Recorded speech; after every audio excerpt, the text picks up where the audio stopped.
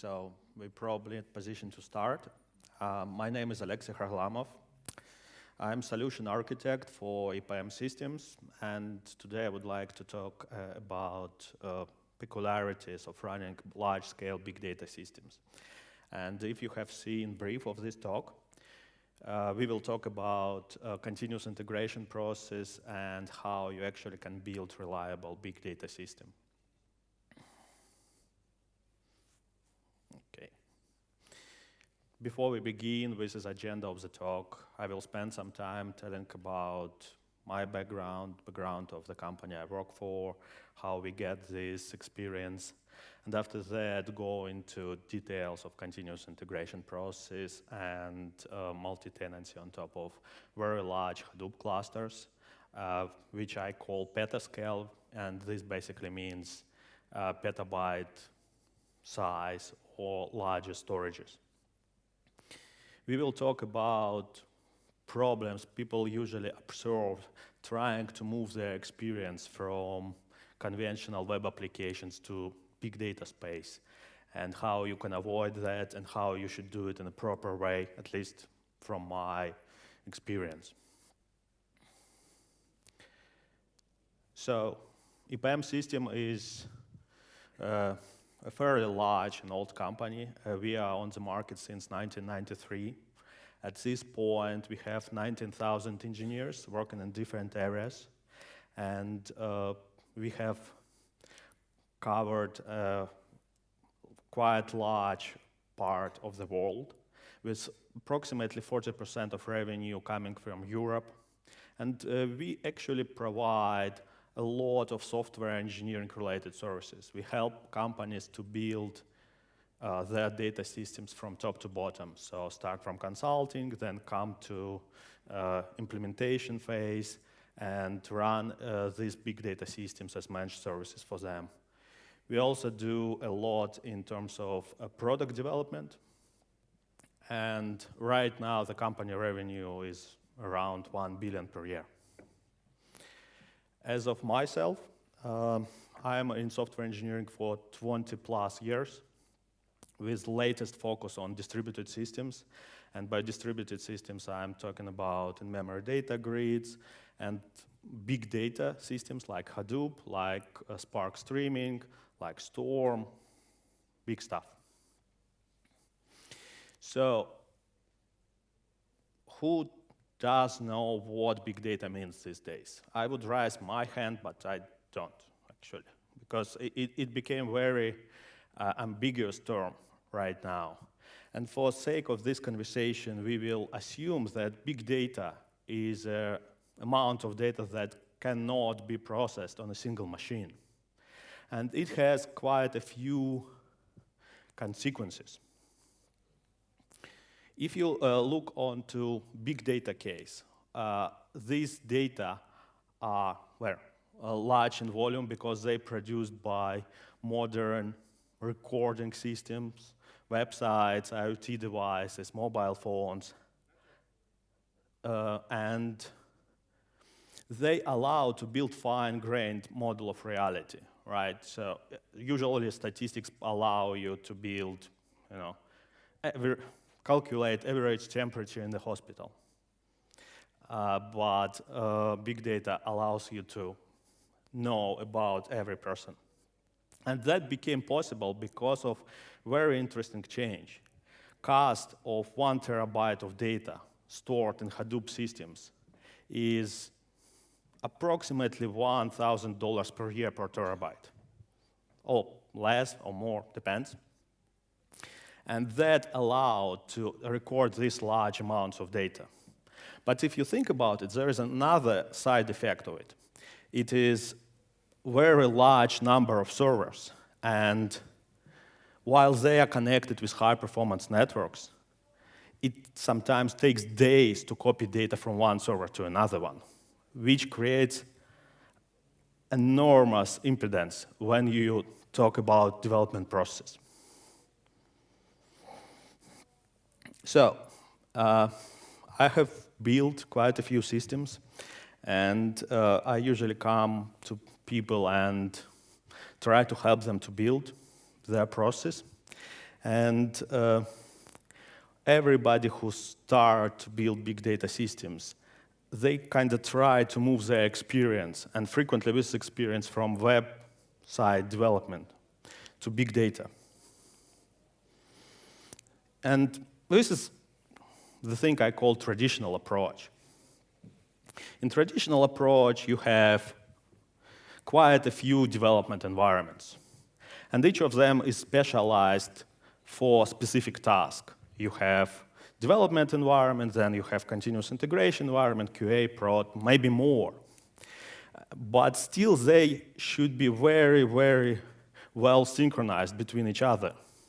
So when you move your code between these environments, you actually have the same context, and this guarantees reliability of your testing, right?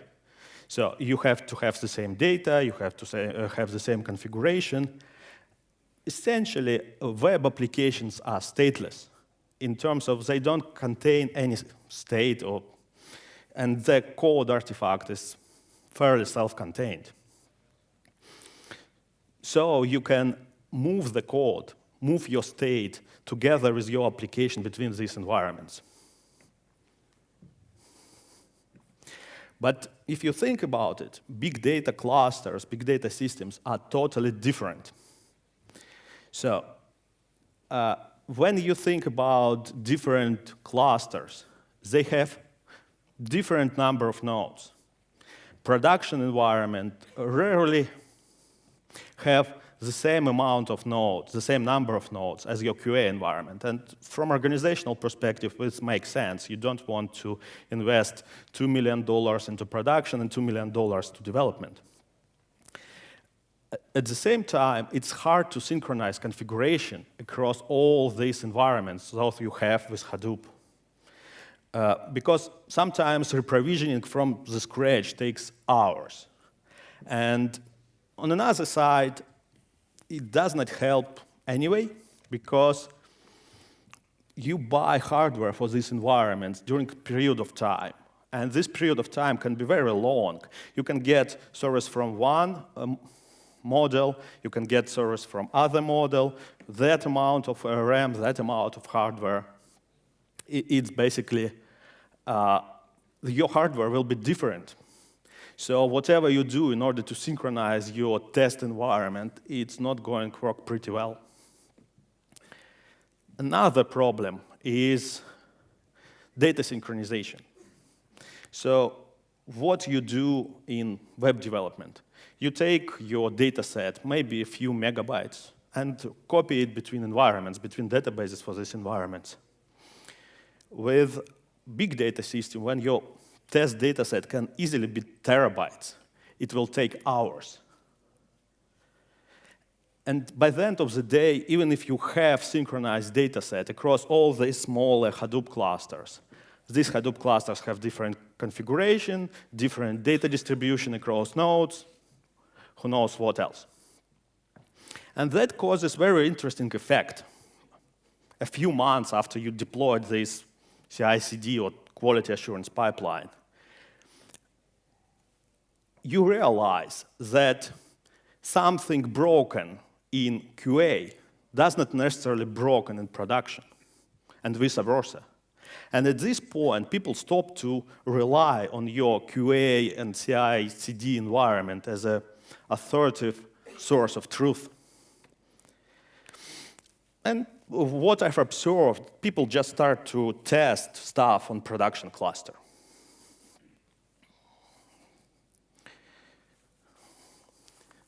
Now, I want to make a detour, and tell you about the most frequently observed issues, those fall through QA pipelines for big data. If you think about them, they are not that complicated, but still they are there. The most frequent one is that some field in production data has a value which you did not realize will be there during the testing. You can fight with a lot of people, third parties, in order to make this go away, but the truth is it's always going to be there. as well as change in data format from external parties. And in order to avoid that, you have to basically test on production-like data. You cannot reproduce this in laboratory conditions because your test data do not cover all possible values, and there is no way you can catch it. Another one issue, and this is the most deadly one, is problems due data skew or growth of volume. And this happens within production environment fairly quickly. So you test on something, the data set is fairly small, and it's evenly distributed usually. When you move it into production, the data are not that evenly distributed. And you hit different job termination issues, memory management problems, garbage collection problems, a lot of stuff. And this should be tested on production-like hardware. The profile of your test hardware should be the same to identify these kind of issues. And by the way, they should have the same data distribution across the cluster. So again, you kind of have to test on production. So just to summarize, perfect test should use production data. And perfect test should run on production hardware. Well, it's not always possible, unfortunately. And if you look at it, here we have exactly the same situation we had with mainframes. So we have a very large environment, and this environment is can process information from many users. So we can actually take the same approach. We can create logical partitions and dedicate each logical partition for a specific set of tasks and call them dev partition, QA partition, prod partition. So immediately what you get, you have full capacity of your cluster available for testing, right? So you can run your tests. So you can run your tests on a full data set, and it's not going to run like 2 days or a week because the test cluster is fairly small. You always have up-to-date configuration.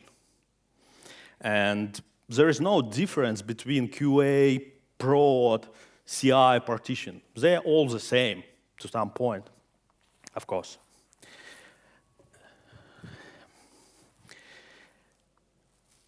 There is no need for any effort to synchronize your environments. Your development operations are actually doing like several times less amount of tasks. On the other side, cluster becomes multi-tenant. And this means you need to think about isolation of the partitions. You need to think about portability of your code. And we will talk about it a little bit later. But still, now you can create a portable code distribution, portable artifact, and move it between different environments. But it's not enough for development anyway. So provisioning of a new job or a new pipeline on top of the cluster takes, well, in best case scenario, minutes. And as developer, you want to make your turnaround time as short as possible. Plus, you need to go to external cluster. It might be busy with production tasks. You are essentially becoming dependent. And there is a way to resolve it. We had fairly good success, very large success with so-called Hadoop mini cluster. And this is basically a JVM containing all your services, job driver, HDFS, MapReduce, HBase, Hive, whatever you want, inside a single JVM. And it is fairly compatible with the whole cluster. But in that case, you can run it on your machine. You can use interactive debugger to get between your services. And you can easily debug MapReduce jobs and user-defined functions, coprocessors. Basically, when you get into a job, you can step into Hadoop internals. And this is not available when you debug on top of distributed cluster. Because even if you can connect to a single process, at some point there's going to be a send of message over TCP.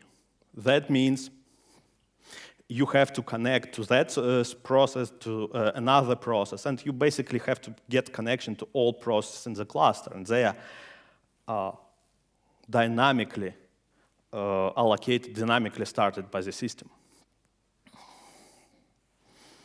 Any questions so far? Okay. So there is another thing you might need to consider, and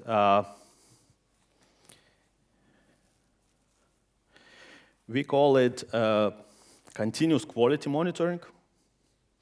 So essentially, the idea is to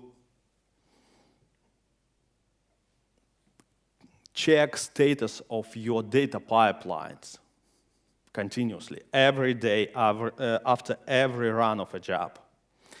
And the most common source of problems for big data is garbage in, garbage out, or data change on a remote side of pipeline.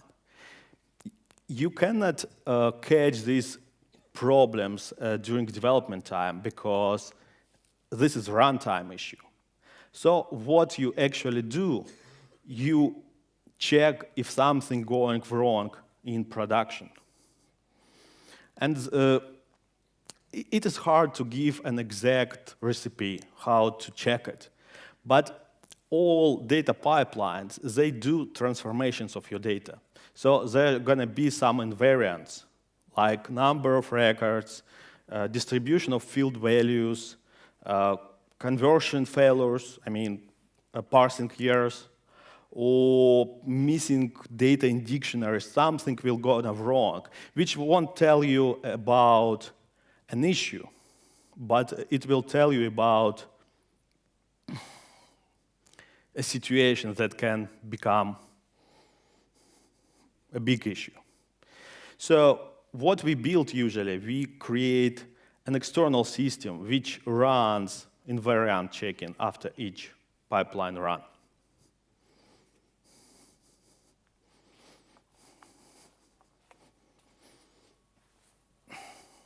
Okay.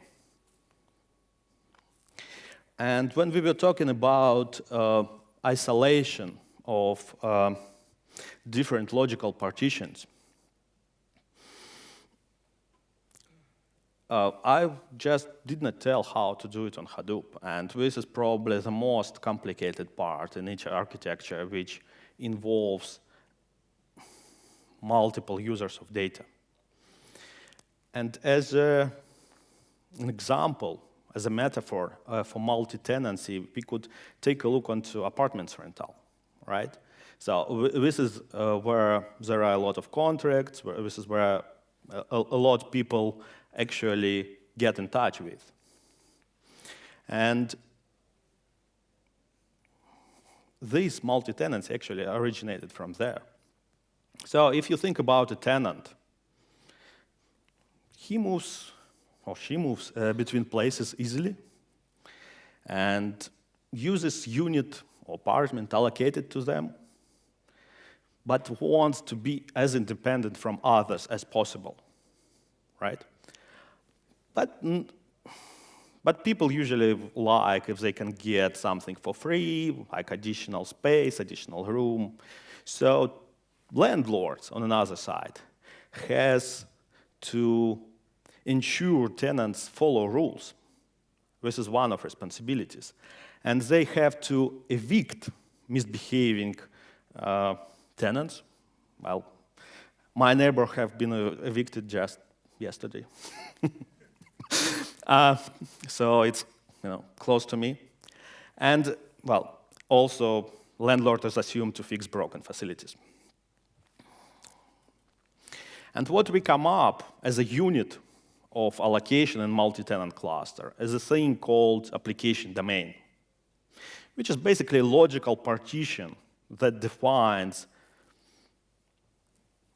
independent, isolated service or space which runs our jobs, our workflows, our REST services, ETLs, etc., etc.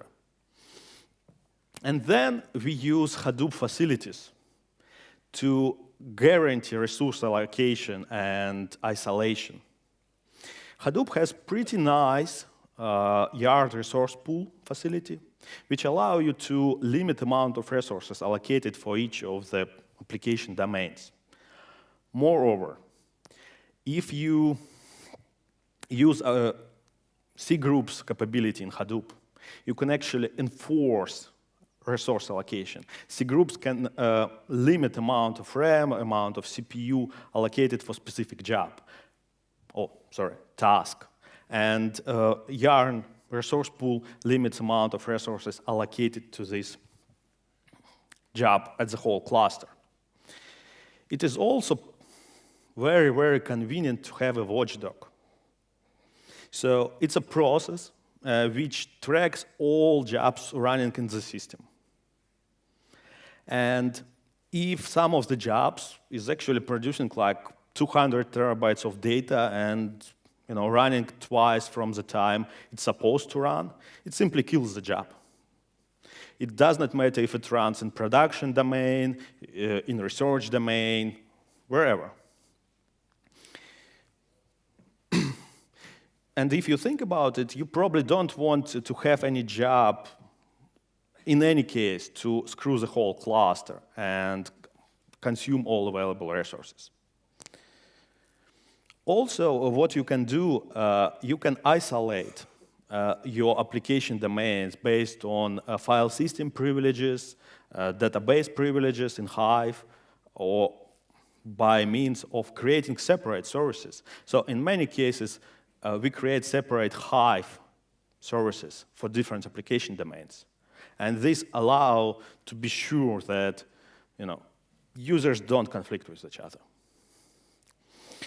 But if you think, in order to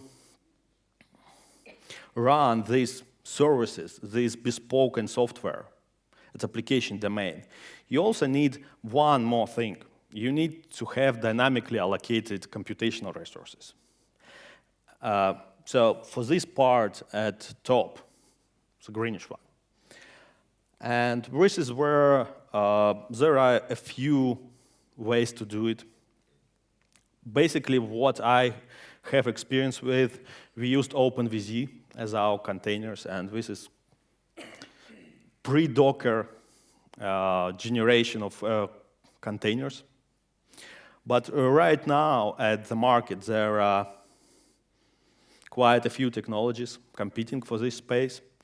Metal as a service from Canonical, virtualization, which is ubiquitous, and containerization, which I am finding the most convenient one, because most of your processes running in application domain will be very lightweight. You don't want to pay like 2 gigabytes of RAM in order to support Linux kernel. Containers are perfect for making your jobs portable. For Java, this is not a problem, don't get me wrong. You have a jar, it's kind of can be moved. But if you have a Python workflow, if you have a Python script, you want to get your dependencies together. And for that,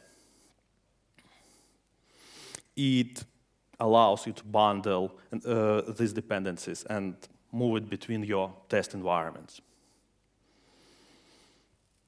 It also encourages externalization of configuration, because it's hard to rebuild your Docker container. It's hard to rebuild any container. And you have to think in advance about the parameters of your job. You have to think how to make it movable between environments. Well, on a bright side, it is also pretty fancy technology.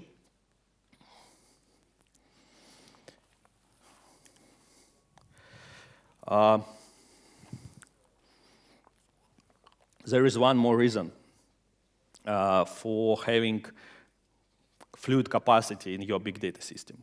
This can be Amazon, don't get me wrong. But people usually want to have their own environment for experimentation. And this is very beneficial for data science when they come to you and say, you know, we want to have this beta version of Spark. Could you allocate us that amount of resources? So if you have elastic capacity, you go, say, this is your playground.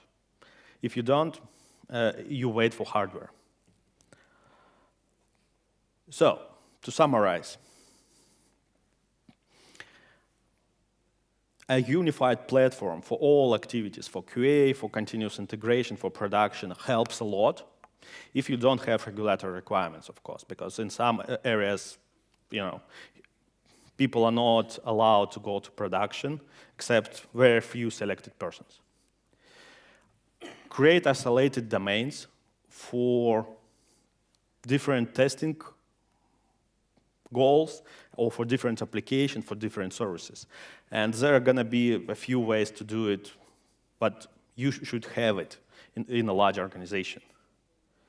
And the third one, have some sort of fluid reserved capacity for tests, for experimentation, for fun. So that's all. Thank you.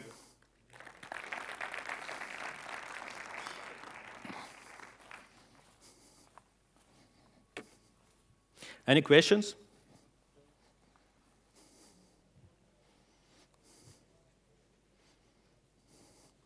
Yes, please.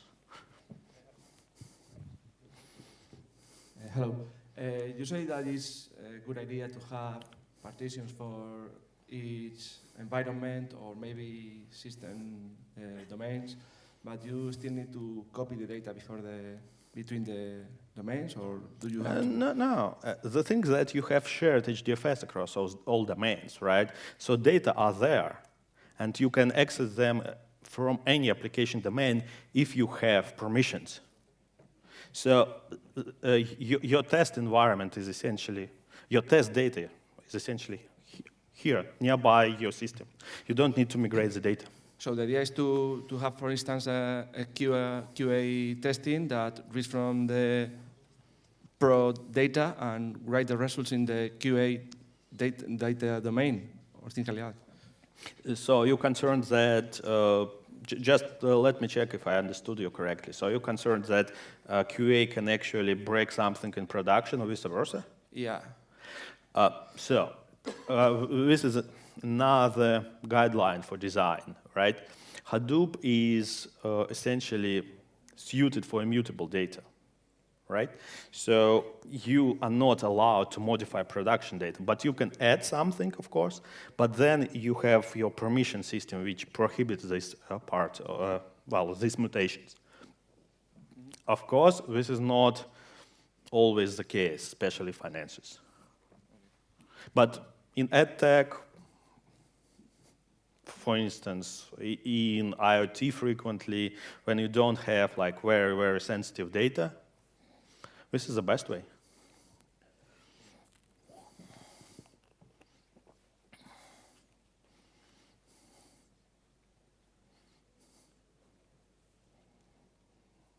Okay, so no questions at all? Okay.